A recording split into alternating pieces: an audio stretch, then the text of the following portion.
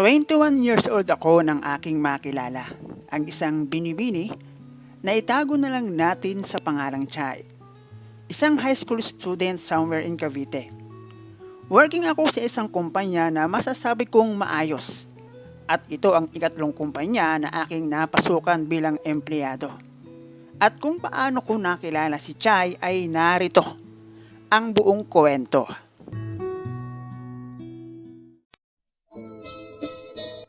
Hello guys and welcome dito sa Kasgul TV. At syempre, kung ikaw ay bago dito sa aking channel at trip mo ang ganitong klase ng kwento, palike and subscribe naman dyan.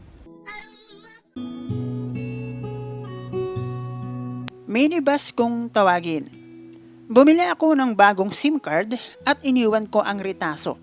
Doon mismo sa minibus na aking sinakyan, pauwi ng bahay kung saan ako nagre-renta. And assuming na merong magpapadala sa akin ng message. Makalipas ang ilang araw at halos nalimutan ko na rin ang pag-iiwan ko ng retaso ng SIM card doon sa loob ng minibus. Sa isip ko kasi, sa ilang oras na lumipas, imposible na walang makakita noon. At maaaring may nakakita pero baka itinapo na. Pero nakatanggap ako ng message ng pakikipagkaibigan at sinabi nga niya sa akin na doon raw niya nakuha ang aking number sa loob mismo ng kanilang pampasadang minibus. At nang malaman ko ang edad, matapos ang ilang palitan namin ng mensahe, ay sinabi kong sa iba na lang siya makipagkaibigan. Wala akong oras, sabi ko, at di hamak ng mas matanda kesa sa akin.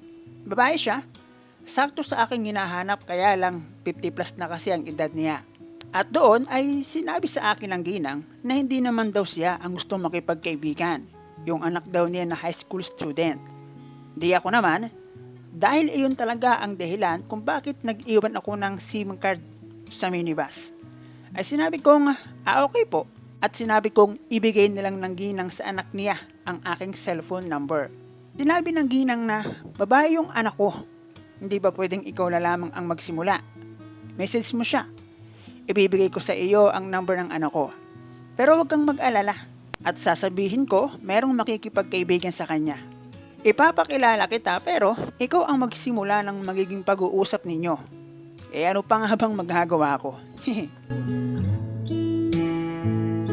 At bilang lalaki, matapos kong malaman ang cellphone number ng anak ni Madam, nag-message ako, syempre. Nalaman ko ang kanyang pangalan. At yun din naman mismo ang sinabi ng kanyang magulang. Itago na lang natin sa pangalang Chai. Yung real name niya, maganda. At that time, nasabi ko na sana, pati yung name owner, maganda. Nagkaroon kami ng pag-uusap gamit ang cellphone. Nag-aaral siya at siya ay high school student. Pero nalaman ko na siya pala merong jowa.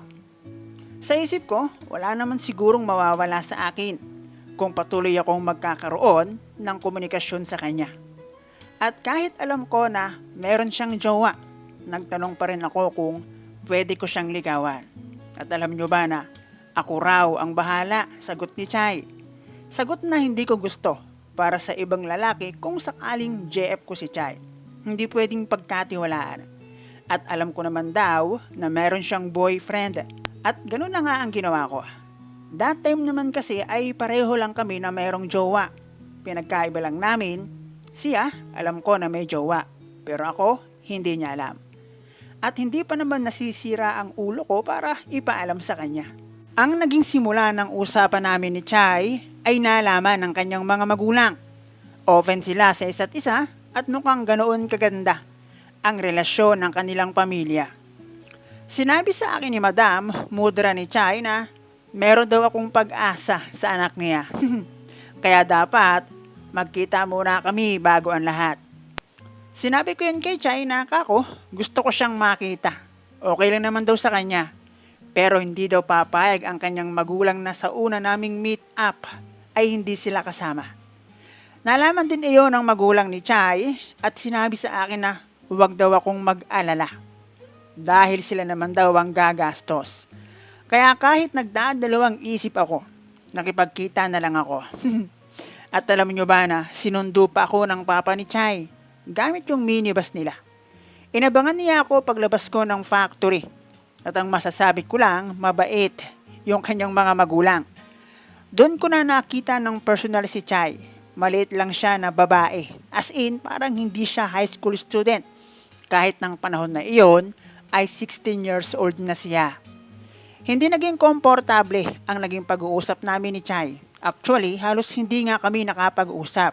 Dahil after namin mananghalian, doon lang din kami nagtambay sa loob ng minibus. At halos mga magulang din lang ni Chai ang aking nakausap. Matapos iyon, ayun nga, usap-usap gamit ang cellphone, hanggang sa paglipas ng araw at linggo ay parang nawawalan na ako ng gana. Dahil wala namang ganap.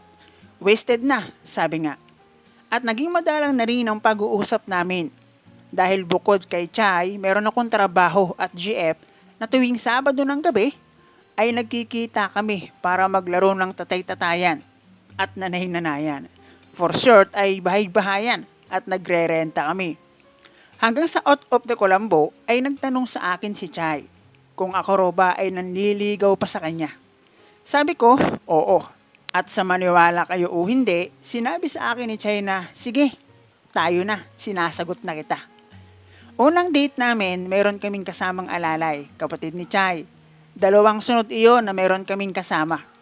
Hanggang sa pagdaan ng araw, linggo at buwan, na kung minsan ay libre akong nakakasakay.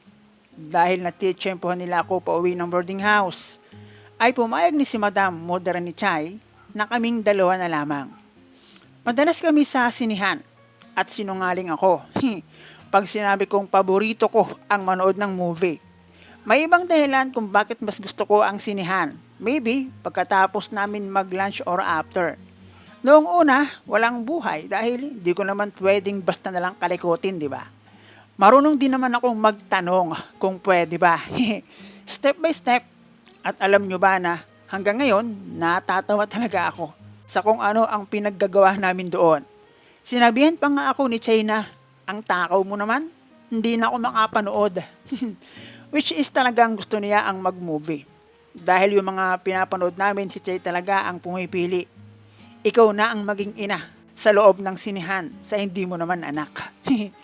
At kung ano pa ang isang hindi ko malilimutan at nakakatawa na pangyayari, nangyari yun same day noong aming break up. Linggo yun at meron kaming usapan. Nalalabas ulit kami para mag-mall at tulad ng dati, mag-movie. Pero hindi natuloy dahil na late sila nang uwi ng bahay galing ng simbahan. Nagpunta pa rin ako at sabi ni Chai sa akin doon na lang daw kami magtambay sa park malapit sa bahay nila. Magandang araw na yun at wala akong nakikitang sign na iyon pala ang huli naming date. Noong dumating ako sa bahay nila, wala doon ang kanyang magulang at may pinuntahan daw yung mag-asawa. Pero alam na darating ako. May merienda pa nga na nakahanda sakaling ako raw ay dumating. Una naming tinambayan ay yung palaruan na malapit sa kanila. Pero kasi hindi ko magamit ang aking pagiging mekaniko. Kaya sabi ko, doon na lang kami sa park na sinasabi niya sa akin.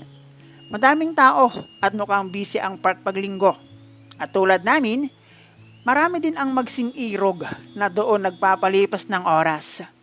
Maganda ang napiling pwesto ni Chai. May malaking ilog doon at malapit kami sa tabi kung saan may patas ng bato.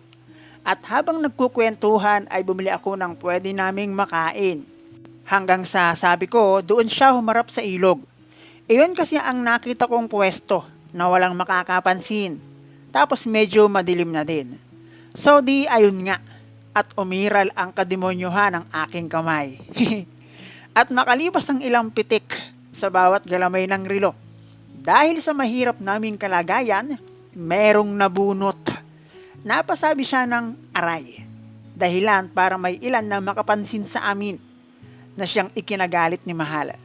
Naintindihan ko siya. At alam ko na masakit yun. Depende pa kung saang banda merong nalagas. At dahil doon, naging maaga ang pag-uwi namin. Inihatid ko pa siya sa bahay pero halatang bad trip siya. At noong ako'y pauwi na, heto na. Habang pauwi ako doon sa aking nirerentahang bahay, napadaan yung aking sinasakyan sa tabing dagat. Ewan ko kung bakawan ba ang tawag doon sa mga kahoy sa gilid.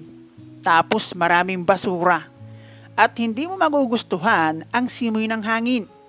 At lahat kaming pasahero nagtaki pa ng ilong.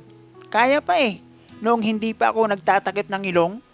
Pero napansin ko na mula nang maglagay ako ng kamay sa aking ilong, mas lalong naging hindi ka nais-nais ang simoy ng hangin. At pansin ko parang lalo siyang lumala na para bang kaya nang pumunit ng ilong. Hindi kaya. Kaya kinuha ko ang aking panyo sa bulsa. Dahil ang sama talaga. Pero kahit nalampasan na namin ang lugar, ay hindi pa rin nawala ang masamang simoy ng hangin. Hanggang sa mapalingon ako sa ibang pasahero. Ako na lang pala ang nakatakip sa ilong. Ang ginawa ko, nag-500 na lang ako. Yung nasa ilalim ng baba ang kamay. At sa pagitan noon ang aking panyo. Kaya lang, may pagkakataon na may naaamoy talaga akong kakaiba. At sa tuwing ilalapit ko ang aking daliri sa ilong para takpan, mas lalong sumasama ang pagsimoy ng hangin. At hindi ko kaya ang amoy pag walang panyo in between sa aking ilong at kamay. Pero pag inaalis ko naman, nagiging normal ang lahat. Hanggang sa yung kamay ko mismo, pagdudahan ko na. Kaya iyon, na ang rektahan kong inamoy. At doon, muntikan ko nang tanungin yung kamay ko kung saan ba siya galing. Bakit ang baho niya? Natawa ako sa aking sarili at doon ko palang na-realize na, oo nga pala. And I forgot to wash my hand. Sa isip ko, grabe naman, ganun ba talaga yun? Tapos medyo pawisin pa naman yung kamay ko. At noon ding araw na iyon, gabi, nakatanggap ako ng message mula kay Mahal at nakikipag-break na siya sa akin. Hindi na raw niya nagugustuhan ang ginagawa namin. Hindi na raw iyon gawain ng magjowa. Hinayaan ko lang siya. Hindi ko naman kasi ugali ang maghabol.